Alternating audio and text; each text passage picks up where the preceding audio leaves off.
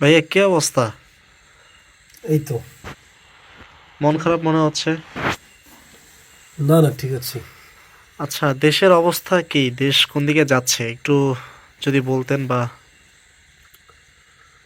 কি আর বলবো, দেখ বিষয়টা, একাত্তরে যে দুঃশাসন এবং নিপীড়নের বিরুদ্ধে গোটা বাংলাদেশের মানুষ যে যুদ্ধে নেমে এসেছিল, লাখো শহীদের রক্তের বিনিময়ে, জীবনের বিনিময়ে যে একটা বাংলাদেশ তারা পেয়েছিল, কিছুদিনের মধ্যেই কিন্তু তাদের সেই স্বপ্ন বা সেই চাওয়া একটা ব্যর্থতায় পর্যবসিত হয়েছে। এরপরে আমাদের জীবনে অনেকগুলো কালো অধ্যায় নেমে এসেছে। হ্যাঁ, ৭৫ এসেছে, ৯০, সর্বশেষ ২০২৪ আসলো। আচ্ছা। এই যে দেখ, বারবারই কিন্তু আমরা খুব অল্প সময়ের মধ্যে যে আমাদের যে আগের বন্দোবস্ত সেখানে ফিরে গেছি।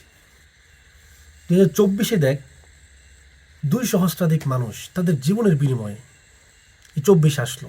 অন্তত ৫০ থেকে ১ লক্ষ মানুষ, যারা কেউ হাত হারাইছে, পা হারাইছে, যাদের কারো চোখ নাই, পঙ্গু হয়ে গেছে, এই মানুষগুলোর বিনিময়ে আমরা কিন্তু, হ্যাঁ, ২৪টা পাইছি। এই ২৪-এর বিনিময়ে কিন্তু তুই আজকের অবস্থাটা দেখ, যে এই রমজান মাস, হ্যাঁ, তোর তো বয়স হয়েছে বা আমারও বয়স হয়েছে, আমরা তো দেখছি আগের রমজানগুলো কি অবস্থা, দ্রব্যমূল্যের লাগামহীন ঊর্ধ্বগতি, হ্যাঁ, অবশ্যই। তারপরে যানজটের যে ভোগান্তি। তুই দেখ, আবার দ্রব্যমূল্য পুরো আমাদের নাগালে, যানজটের কোনো ভোগান্তি নাই। ঈদ হচ্ছে, যানজটের ভোগান্তি নাই। হ্যাঁ, মানুষ স্বস্তিতে বাড়ি ফিরছে। তারপর এই যে দেখ, রিজার্ভের যে একটা সংকট সেটা কেটে যাচ্ছে। ইতিহাসের সবচাইতে সেরা বা সর্বোচ্চ রেমিটেন্স আসছে। যে এই বিষয়গুলো যে একটা পরিবর্তন হচ্ছে, আগে যেই দেশের কারণে আমরা বিশ্বের সবচাইতে লো বা সবচাইতে নিচু নতজানু পররাষ্ট্র নীতি নিয়ে আমরা ছিলাম, আজকে সেই দেশের দিকে কীভাবে আঙুল তুলে আমরা কথা বলতে পারছি। এবং আজকে আমরা যেখানে আগে যে, যেমন মানে যখন শাসকের বিরুদ্ধে কথা বলার জন্য আমরা মানে কীরকম তটস্থ বা ভয়ার্থ থাকতাম, আজকে আমরা ইজিলি শাসকের প্রত্যেকটা বিষয় নিয়ে আমরা আজকে কথা বলতে পারছি, এবং কত ইজিলি সেটা হচ্ছে। তো এই বিষয়গুলো মানে আশা দেয় যে বাংলাদেশ একটা ভালো বাংলাদেশ পাচ্ছি, বাংলাদেশ এগিয়ে যাচ্ছে। একটা চমৎকার, যে আমরা যেই স্বাধীনতা বা যে আকাঙ্ক্ষা নিয়ে চব্বিশ এসেছে সেটা হয়তো হচ্ছে। কিন্তু এই আবার আশা হতে হয়, প্রচণ্ড আশা হতে হয় যে কিছু মানুষ বা একটা দল, তারা হচ্ছে যে তারা ভাবছে যে ২০২৪ মনে এসেছি তাদেরকে নির্বাচনী বৈতরণীতে ওঠানোর জন্য। তারা ভাবছে যে তাদেরকে নির্বাচনী জিতিয়ে দেওয়ার জন্য ২৪টা আসছে। এবং ২৪-এর এই জুলাইয়ের পর থেকেই, আগস্টের পর থেকেই তারা তাদের এই নির্বাচনে যাওয়ার জন্য যা করার দরকার সব তারা করছে।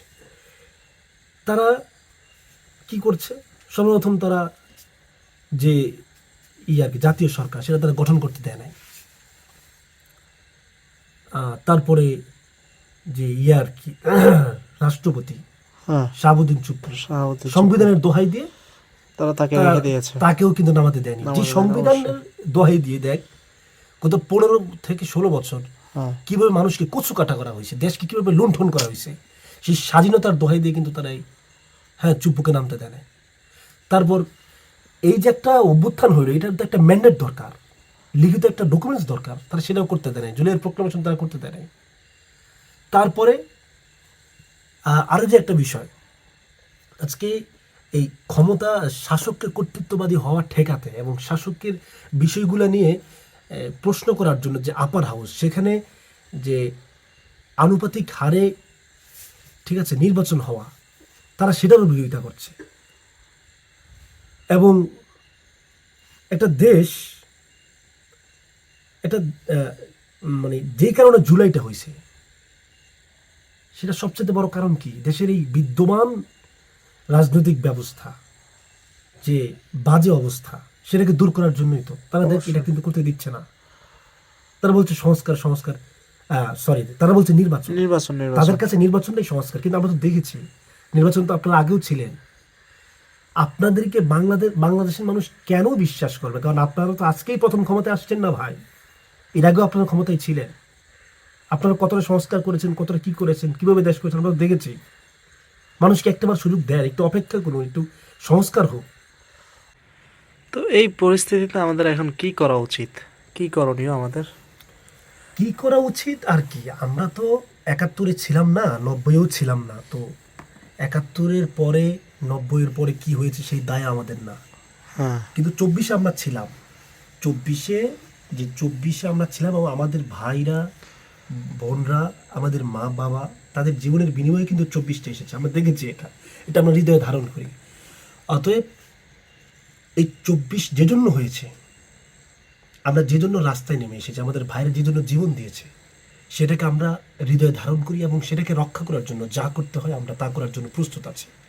আমরা তো একবার মরে গেছিলাম না? হ্যাঁ, হ্যাঁ, হ্যাঁ, জুলাইতে আমরা একবার মরে গেছিলাম, হ্যাঁ, হ্যাঁ, অবশ্যই, মরার শপথ নিয়ে তো রাস্তায় নেমেছিলাম। হ্যাঁ, অবশ্যই। তারপরে আমাদের ভাইরা মরে গেছে, বোনরা মরে গেছে, হ্যাঁ, আমরা বেঁচে আছি। আমাদেরকে আল্লাহ বাঁচিয়ে রাখছেন এই জন্যই যে আমাদের বাইরে যে জন্য মারা গেছে তাদের সেই স্বপ্নটা বাস্তবায়নের জন্য, সেই স্বপ্ন বাস্তবায়নের জন্য আমরা আছি। যা করতে হয় ইনশাল্লাহ করব। আমরা কিন্তু ওই আওয়ামী লীগ সরানোর জন্য বা ছাত্রলীগ সরানোর জন্য রাস্তায় নামি নাই, সরাইছি ফেসিস সরানোর জন্য। এই ফেসিস যেই হবে, আওয়ামী লীগ হয়েছে তারা সরাইছি, এখন যদি বিএনপি, এখন যদি জাতীয় পার্টি, জামাতে ইসলামী, যে কেউ ফেসিস্ট হবে, একইভাবে আমরা আছি এবং থাকবো ইনশাআল্লাহ।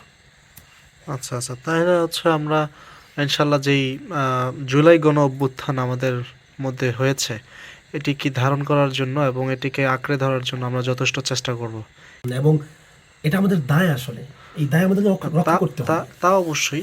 এবং তবে রক্ত তো আসলে এত সহজ না যে বারবার রক্ত দিব, বারবার রাস্তায় নামবো। এই রক্ত যাতে আর দিতে না হয়, রক্ত দেওয়ার যেন আর কোনো কারণ তৈরি না হয়, সেই জন্য সংস্কারটা যে দরকার, হ্যাঁ, সেই সংস্কার করার জন্য ইনশাল্লাহ গোটা বাংলাদেশের মানুষকে আবারও একীভূত করা, বাংলাদেশের মানুষকে আবারও ঐক্যবদ্ধ করা, সেই জন্য আমাদের কাজ চলমান এবং আমরা সেটা করব।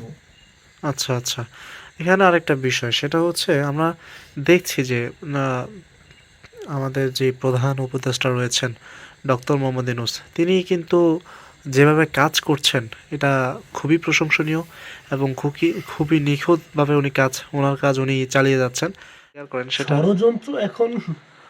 ষড়যন্ত্র অতটা খারাপভাবে বলবো না, তবে একটা কথা বলবো যে আজকে বিএনপি যেভাবে কথা বলছে, তাদের কথার সাথে আওয়ামী লীগের কথা, দিল্লির কথা কিন্তু মিলে যাচ্ছে, মানে একই টোনে সবাই কথা হ্যাঁ, বলছে। এটা এটা আমি তো খেয়াল করছি। এখানে এর পিছনে কি কাজ করছে, সেটা তাদের কথার টোন দেখলেই এটা এটা বোঝা যায়। তো জি, বা এটা আমি খেয়াল করছি।